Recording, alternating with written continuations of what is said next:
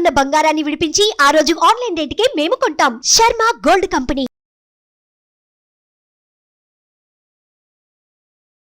నమస్తే దత్త గారు. నమస్తే అమ్మా. దత్త గారు, జ్యేష్ఠ నక్షత్రం వారికి ఏ గ్రహం బాగుంది అంటారు, ఏ గ్రహం బాలేదు అంటారు? మరి బాలిడి నక్షత్రాల గురించి ఎలాంటి పరిహారాలు చేసుకుంటే వాళ్ళకి మంచి జరిగే అవకాశం కానీ రిలీఫ్ వచ్చే అవకాశం కానీ ఉంటుందంట? శ్రీమాత్రే నమః. సర్వమంగళ మాంగళ్యే శివే సర్వార్థ సాధికే శరణ్యే త్ర్యంబకే దేవి నారాయణి నమోస్తుతే. ఈరోజు మనం తెలుసుకునేది జ్యేష్ఠ నక్షత్రం గురించమ్మా. జ్యేష్ఠ నక్షత్రం యొక్క స్వభావం ఏంటి, వారి తత్వం ఏంటి, వారు ఏ విధంగా చేసుకుంటే మంచి ఫలితం వస్తుంది, అన్నిట్లో కూడా వాళ్ళకి లాభాలు చేకూరాలంటే ఏం చేయాలి అనేది మనం తెలుసుకుంటే కనుక నక్షత్రాన్ని ఖచ్చితంగా పరిశీలిస్తేనే మనకి ఏ విషయమైనా తెలుస్తుందమ్మా. చాలామంది ఏంటంటే జ్యేష్ఠాన వామ మూలాన అంటే కొన్ని నక్షత్రాలు ఉంటాయి. జ్యేష్ఠ ఒకటి, మూల ఒకటి, ఆశ్లేష ఒకటి, మఘ ఒకటి, ఇలా పేర్లు అంటే పేర్లు గట్టి నక్షత్రాలే శాంతి నక్షత్రాలు ఇవన్నీ కూడా. అయితే వీళ్ళల్లో శాంతి నక్షత్రం అని ఎందుకన్నారంటే వీరి యొక్క స్వభావం ఏదైనా అధికంగా ఉంటుంది. ప్రేమ ఉన్నా అధికంగానే ఉంటుంది, మొండిగా ఉన్నా అధికంగానే ఉంటుంది, ఏదైనా సరే అధికమైన ఎక్కువ ఫలితం ఉంటుందన్నమాట వీరి నక్షత్రానికి. కాబట్టి జ్యేష్ఠపరంగా మనం చూసుకుంటే ఈ నక్షత్రానికి అధిపతి సంఖ్య అన్నీ చూసుకుంటే కనుక ఇది 18వ సంఖ్య, వరుస సంఖ్య చూసుకుంటే 18వ సంఖ్య అనమాట. అదేవిధంగా ఈ నక్షత్రానికి సంబంధించింది మహర్దశలో పుట్టడం జరుగుతుంది, బుధ మహర్దశలో పుట్టడం జరుగుతుంది. బుధుడు దేని కారకుడు అంటే బుద్ధి కారకుడు. అంటే ఏ పని చేయాలన్నా మంచి తెలివితేటలు ఉండాలి, మంచి ఆలోచన ఉండాలి, అన్నిట్లో అవగాహన ఉండాలి, అన్నిట్లో కూడా స్పీడ్ ఉండాలంటే బుధుడు బాగుండాలి. అదేవిధంగా వీరు వృశ్చిక రాశి జననం జరుగుతుంది. వృశ్చిక రాశి అంటే మనం చూసుకుంటే వృశ్చిక రాశికి అధిపతి కుజుడు కాబట్టి ఎక్కువ శాతం కోపంగా ఉండటం, క్రోధంగా ఉండటం, ఆవేశంగా మాట్లాడడం జరుగుతుంటుందన్నమాట. అయితే వృశ్చిక రాశికి సంబంధించింది కుజుడు నీచంగా ఉంటే, అదేవిధంగా నక్షత్రానికి అధిపతి బుధుడు నీచంగా ఉంటే ఈ ఫలితం అధికంగా ఉంటుంది. అయితే నక్షత్రంలో ఉన్న గ్రహము రాశిలో ఉన్న గ్రహం బట్టి ఈ రెండింటికి పడదు. కాబట్టి వీళ్ళ యొక్క స్వభావం, వీళ్ళ యొక్క తత్వం ఎలా ఉంటుందో మనం తెలుసుకోవాలి. గుణం ఎలా ఉంటుంది, గణం ఎలా ఉంటుందో మనం తెలుసుకుంటే మంచి ఫలితం వస్తుందన్నమాట. వీరి యొక్క మనం చూసుకుంటే కనుక గణం వచ్చేసరికి రాక్షస గణం. అంటే ఎక్కువ శాతం ఎవరిని తిడదామా, ఎవరిని ఎక్కువగా మాట్లాడదామని ఆలోచన ఉన్నప్పటికీ కూడా వీరి యొక్క గుణం సత్వగుణం. అంటే కొంతమందికి ఉంటారు షార్ట్ టెంపర్, ఒక 2 సెకండ్లు తిట్టేసా అని చెప్పి బాధపడే వాళ్ళు ఉంటారు చూసారా, దానిలో వీళ్ళు ఎక్కువగా ఉంటారనమాట.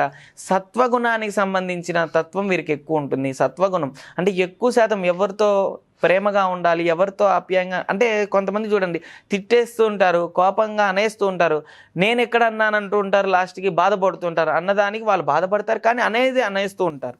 ఎక్కువ వీరి తత్వం ఎలా ఉంటుందా, అదేవిధంగా వీరి యొక్క తత్వం ఎలా ఉంటుందంటే వాయుతత్వం అన్నమాట. అంటే మనం చూసుకుంటే టక కోపం వచ్చినప్పుడు అనేస్తూ ఉంటారు, తర్వాత నేను ఎక్కడన్నా అంటారు, రుజువు చూపించమంటారు. అంటే వీళ్ళ యొక్క తత్వం అలా ఉంటుంది.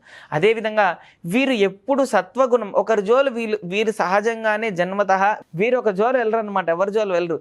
వీళ్ళ జోలు ఎవరైనా వస్తే ఊరుకోరనమాట. ఖచ్చితంగా అది ఎంతవరకైనా సరే ఖచ్చితంగా దారితీస్తుంది. కొట్టుకోవడాలైనా సరే, గొడవలైనా సరే అలా చూపిస్తూ ఉంటుంది అనమాట.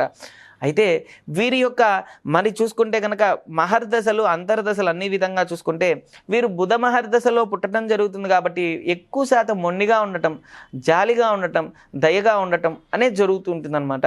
అదేవిధంగా రాశి పరంగా చూసుకుంటే వీరు ఎవరి జోరు వెళ్ళరు, కోపం ఎక్కువగా ఉండటం, ఎక్కువ శాతం ఏంటంటే వీళ్ళ ఆలోచన ఏంటంటే నేను చెప్పింది 10 మంది వినాలి, నేను చెప్పింది 10 మందికి మంచిగా చేస్తున్నాం కదా, ఎక్కువగా కూడా అందరితో మంచిగా మాట్లాడడం, ఫాస్ట్ ఫార్వర్డ్ ఎక్కువ ఉంటుందన్నమాట. అదే లోపల ఒకటి బయట నటించడం చేత కదా, ఉన్నట్టు మాట్లాడేస్తారు. అది మంచి అయినా చెడైనా సరే అలా ఉంటుందన్నమాట. అయితే ఎదుటి వ్యక్తి కదా బాధపడేది. కాబట్టి ఏ గ్రహం నీచంగా ఉంటే ఏ ఫలితం ఉంటుందో మనం తెలుసుకుంటే కనుక వీరికి అధిదేవత, ప్రతిదేవత అని కొన్ని ఉంటాయి. అదేవిధంగా దేవత సంబంధించింది చూసుకుంటే కనుక వీరు ఇంద్రదేవత అనేది ఎక్కువ శాతం కూడా, అంటే ఇంద్రుడు, అంటే వీళ్ళు జన్మించిన వాళ్ళు ఎక్కువ శాతం ఇంద్రుడు అంటే రుద్రుడు అనమాట. రుద్ర స్వభావం కలిగిన వారు. అదేవిధంగా రుద్ర అంశ కాబట్టి శివ ఆరాధన చేయడం మంచి ఫలితాన్ని ఇస్తుంది. ప్రాతకాల సమయంలో ఉదయాన్నే సూర్యుడికి, అదేవిధంగా తూర్పు వైపు దర్శనం చేసుకొని దండం పెట్టుకుంటూ ఉంటే వీరికి తొందరగా మంచి జరుగుతూ ఉంటుందన్నమాట. అదేవిధంగా మనం చూసుకుంటే వీరి యొక్క గ్రహస్థితులు చూసుకుంటే రవి గ్రహంతో మొదలు పెట్టుకుంటే కనుక మరి జ్యేష్ఠ నక్షత్రంగా రవి నీచంగా ఉంటే పుట్టంగానే తండ్రి నుంచి అనారోగ్యం రావడం, తండ్రికి ఆరోగ్యం బాగాలేకపోవడం, ఖచ్చితంగా తండ్రి అనేది ఇబ్బందికరంగా గండం అనేది ఏర్పడడం జరుగుతూ ఉంటుందన్నమాట. తండ్రి అంటే జాతక పరంగా గ్రహం నీచంగా ఉంటుంది. అదేవిధంగా గ్రహం మంచి స్థితిలో ఉంటే తండ్రి నుంచి మంచి సపోర్ట్ అందటం, ప్రేమ ఆప్యాయత అధికంగా ఉండటం, అన్నిట్లో కూడా విజయం సాధించటం, తండ్రి నుంచే సపోర్ట్ బాగుండటం, అన్నిట్లో స్పీడ్ ఉండటం జరుగుతుంది రవిగ్రహం మంచిగా ఉంటే. చంద్రుడు గనక నీచంగా ఉంటే మంచిగా ఉంటే ఏంటంటే, నీచంగా ఉంటే తల్లి నుంచి సపోర్ట్ లేకపోవడం, ప్రేమ లేకపోవడం, వీళ్ళకి కూడా ప్రేమ ఆప్యాయతలు లేకపోవడం, తినేటప్పుడే అన్నాన్ని ఇసిరేయడం, తిండి మీద ఎక్కువగా వీళ్ళ కాన్సన్ట్రేషన్ ఉండదు. అంటే ఎక్కువ శాతం, ఎందుకంటే చంద్రుడు తిండి కారకుడు కాబట్టి, అంటే మెయిన్గా అన్నం, రైస్ ఉంది కదమ్మా, అది ఏంటిది చంద్రుడు, బియ్యం కాబట్టి కాబట్టి ఏంటంటే మానసికంగా స్థిమితం లేకపోవడం అనేది జరుగుతుంటుంది. అదేవిధంగా చంద్రుడు మంచి స్థితిలో ఉంటే తండ్రి చిన్నప్పుడు కోల్పోయిన తల్లే ఖచ్చితంగా పెంచి పెద్ద చేసి ప్రేమగా ఎంతో ఆప్యాయంగా పెంచడం జరుగుతుందన్నమాట. వీళ్ళల్లో ఏంటంటే అతిగా అతి విశ్వాసం, అతి నమ్మకం, అతి కోపం, అతి భయం అన్నీ అతిగా ఎక్కువగా ఉంటాయి. అంటే ఏదైనా సరే చూసి రమ్మంటే కాల్చి వచ్చేసే స్వభావం ఎక్కువగా ఉంటుంది.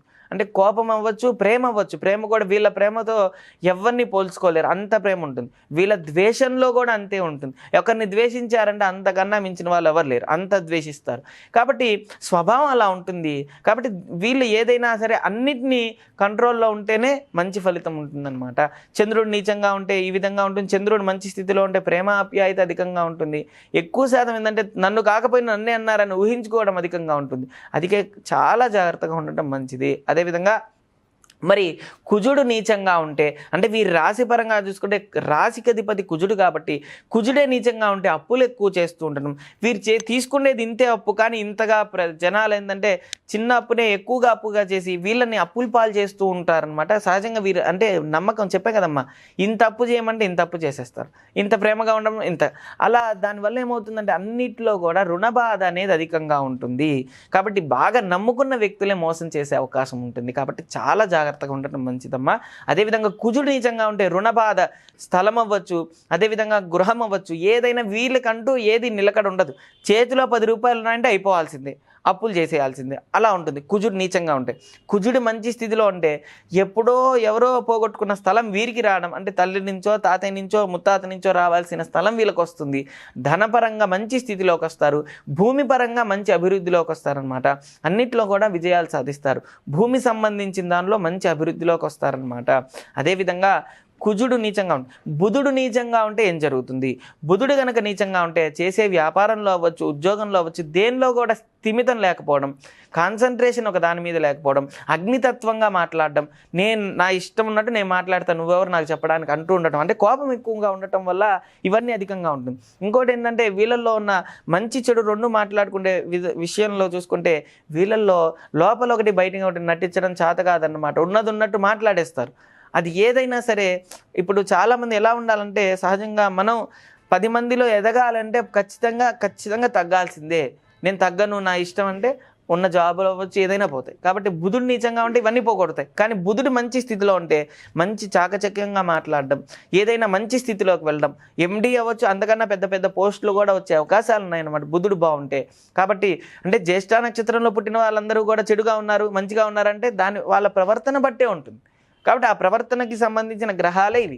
కాబట్టి గురు నీచంగా ఉంటే చదువు అనేది సరిగా లేకపోవడం, చదువు మీద కాన్సన్ట్రేషన్ లేకపోవడం, ఆటల మీద కాన్సన్ట్రేషన్ ఎక్కువ ఉండడం జరుగుతుంది.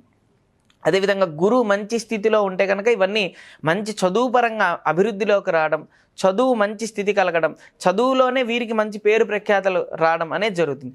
గురు నీచంగా ఉంటే చదువు రాకపోవడం కానీ ఇవన్నీ జరుగుతుంటాయి అన్నమాట. అంటే మెయిన్గా చదువు సంబంధించిందే కదమ్మా గురు.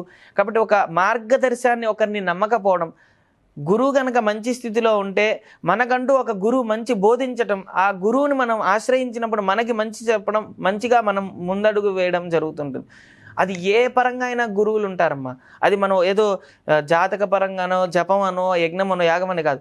మనకి ఎవరైనా సరే వారు మనకి మంచి చెప్పారంటే వారు గురువుతో సమానం. గురువులు అయిపోరు కానీ గురువుతో సమానం మంచి చెప్పినందుకు. కాబట్టి వారిని మనం గౌరవించడం జరుగుతుంటుంది. గురువు మంచి స్థితిలో ఉంటే, గురువు నీచంగా ఉంటే మనకు గురువు మంచి మార్గాన్ని చూపించినా మనకు అర్థం కాదు. కాబట్టి గురువు అవ్వచ్చు. శుక్రుడు నీచంగా ఉంటే స్థిమితమైన జాబ్ లేకపోవడం, కాన్సన్ట్రేషన్ లేకపోవడం, భార్యాభర్తల మధ్య ప్రేమ లేకపోవడం, గొడవలు అవుతూ ఉండటం. ఎక్కువ శాతం జ్యేష్ఠ నక్షత్రం వాళ్ళకి వివాహ సమస్యలు ఎందుకు అధికంగా ఉంటాయంటే వీళ్ళల్లో ఉన్న ఎక్కువగా కూడా చెప్పాను ఇందాక లోపల ఒకటి బయటకు నటించరు, ఉన్నది ఉన్నట్టు మాట్లాడేస్తారని చెప్పి. కాబట్టి ఏంటంటే శుక్రుడి యొక్క ప్రభావం ఏంటంటే భార్య ఒకవేళ అందంగా లేకపోయినా, భర్త అందంగా లేకపోయినా, వీరు సహజంగా ఏంటంటే లోపల ఒకటి బయటకు నటించడం చేత కాదు కాబట్టి ఎందుకు ఇలా ఉన్నావు, ఇంత చండాలంగా ఉన్నావు అని తిట్టేయడం జరుగుతుంటుంది. అంటే ఆవేశపరంగా మాట్లాడడం జరుగుతుంటుంది. శుక్రుడు మంచిగా ఉంటే ఖచ్చితంగా పొగట్టలు కానీ, జాలి కానీ, దయ కానీ అధికంగా ఉంటుంది. చెప్పాను కదమ్మా, ఏదైనా వీళ్ళల్లో అధిక స్వభావం ఎక్కువ ఉంటుంది. అది కంట్రోల్ చేసుకుంటే కనుక అన్నిట్లో మంచి సార్, అన్నిట్లో కూడా విజయం సాధిస్తారు. ఖచ్చితంగా రాసి పెట్టుకోండి ఎవరైనా సరే. నేను చెప్పిన చిన్న ప్రక్రియ ఆచరించండి, మంచి సుఖ సంతోషాలతో ఉండండి. శుక్రుడి వల్ల గొడవలు అవుతాయి కాబట్టి శుక్రకవచం చదువుకోండి. శనిగ్రహం బాగాలేకపోతే కాళ్ళ నొప్పులు రావడం, మోకాళ్ళ నొప్పులు రావడం అది చిన్న వయసులో నుంచే వస్తూ ఉంటాయి. కాబట్టి శని కవచం చదువుకోవడం వల్ల మంచి ఫలితం వస్తుంది. రాహుకేతువులు బాగాలేకపోతే చేసే జాబ్లోనే మనకి 10 మంది వంకలు పెడుతూ మనకు ఆటంకాలు కలిగిస్తూ ఉంటారు. మనం స్థిమితమైన జాబ్ చేయకుండా ఉంటాం కాబట్టి రాహుకేతువులు కవచం చదువుకోవడం వల్ల మంచి ఫలితం వస్తుందన్నమాట. థ్యాంక్ యూ దత్త గారు. ఓం శ్రీ దత్తాయ నమః. ఓం శ్రీ దత్తాత్రేయాయ నమః. సుమన్ టీవీలో మీ పర్సనల్ అండ్ బిజినెస్ ప్రమోషన్స్ కోసం కింది నెంబర్కి కాంటాక్ట్ చేయండి.